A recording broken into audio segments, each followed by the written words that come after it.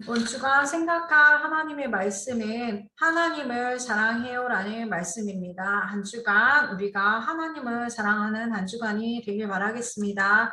시편 42편 5절 말씀 같이 함께 읽도록 하겠습니다. 내 영혼아 내가 어찌하여 낙심하며 어찌하여 내 속에서 불안해하는가. 너는 하나님께 소망을 두라. 그가 나타나 도우심으로 말미암아 내가 여전히 찬송하리로다. 다윗이 자기가 불안하고 낙심이 되어질 때 하나님을 향하여서 기도하면서 자기 자신이 하나님께 소망을 둘 때 하나님이 나타나 도우실 것을 알고 기뻐 찬송하는 시입니다. 자, 서론에 보면 우리에게 낙심과 불안이 하나님을 믿지 않고 자기 자신이나 환경을 바라볼 때 일어나는 일이라고 말씀하셨어요. 우리는 낙심이라는 것은 마음의 힘을 잃어버리는 거죠. 어떤 일에 대해서 기대를 하고 있다가 잘 안 되어질 때 낙심하기도 하고 또 어떤 사건을 보면서 우리가 불안해할 때 있는데 우리는 전능하신 하나님의 자녀로 구원받은 자임을 기억해야 합니다. 그래서 나 자신은 원래 무능할 수밖에 없는 피조물이라는 것을 기억해야 해요. 사람에게는 능력이 있지 않아요. 하나님께서 능력을 주실 때만 모든 것을 할 수 있거든요. 그래서 우리의 인간의 근본을 알고 능력은 하나님께로부터 옴을 알 때 우리가 하나님을 바라보고 우리가 하나님을 바라볼 때 하나님의 도움을 얻을 수 있습니다. 그럼 우리가 어떻게 하나님을 사랑할 수 있을까요? 첫 번째는 말씀을 사랑하는 것이에요.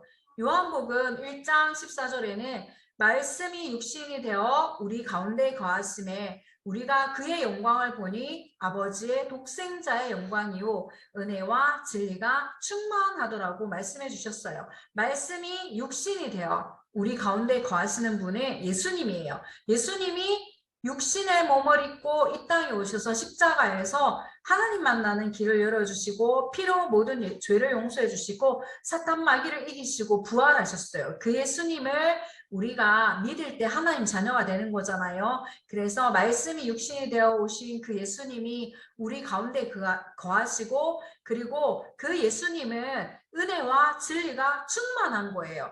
예수님을 바라볼 때 우리 안에 은혜가 넘치고 예수님만이 참 진리가 되시기 때문에 우리에게 기쁨이 넘치는 거예요. 그리고 또 우리가 어떻게 하나님을 사랑할 수 있을까요? 두 번째는 하나님을 사랑하는 방법은 우리가 기도하는 것이에요. 데살로니가전서 5장 16절 18절에는 항상 기뻐하라 쉬지 말고 기도하라 범사에 감사하라 이것이 그리스도 예수 안에서 너희를 향하신 하나님의 뜻이니라. 자, 사람들은 어떤 일을 할 때 하나님의 뜻이 뭐예요? 하나님의 뜻이 무엇이에요?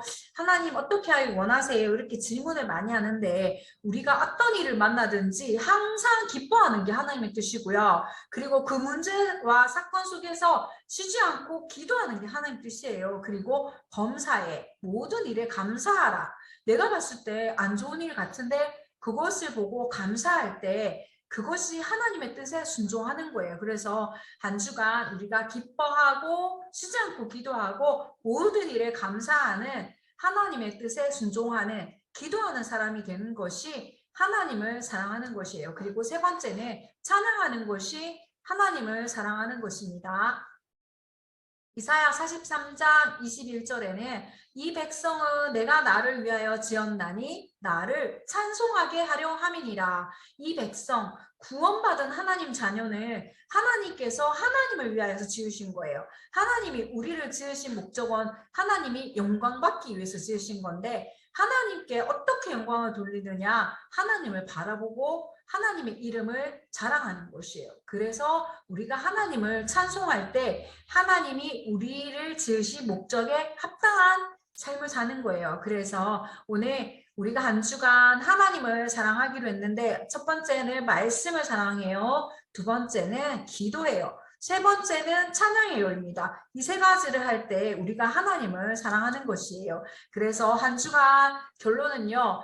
하나님 자녀임을 기억해야 해요. 요한복음 1장 12절에는 영접하는 자, 곧 그 이름을 믿는 자들에게는 하나님의 자녀가 되는 권세를 주셨으니 영접하는 자, 곧 그 이름을 믿는 자들에게는 하나님의 자녀가 되는 권세를 주신 거예요. 그래서 나의 어떤 의로움이나 내가 잘하고 그런 것 때문에 하나님 자녀가 된 게 아니라 예수님의 이름을 믿으면 하나님의 자녀가 되는 권세를 주신 거예요. 그 권세 때문에 우리가 기도할 수 있고요. 자녀니까 당연히 부모한테 기도하면 응답받는 거죠.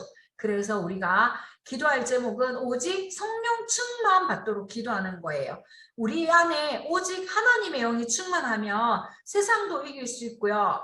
가장 정복하기 어려운 나 자신을 이길 수 있습니다. 그리고 성령 충만하면 사탄을 이길 수 있어요. 그래서 한 주간 성령 충만 받도록 기도하며 예수님의 증인이 됨을 기억하고 한 주간 하나님을 사랑하는 한 주간 되길 바라요. 기도하고 마칠게요.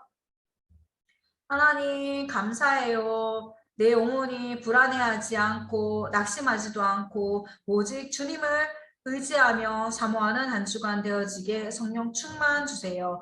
말씀을 묵상하며 예수님 이름으로 기도하며 또 하나님을 찬양할 때 하나님과 동행함을 누릴 수 있을 줄 믿어요. 그래서 우리가 오직 예수님의 산 증인 되길 원하오니 한 주간도 오직 성령 충만 주세요. 예수님 이름으로 기도합니다. 아멘.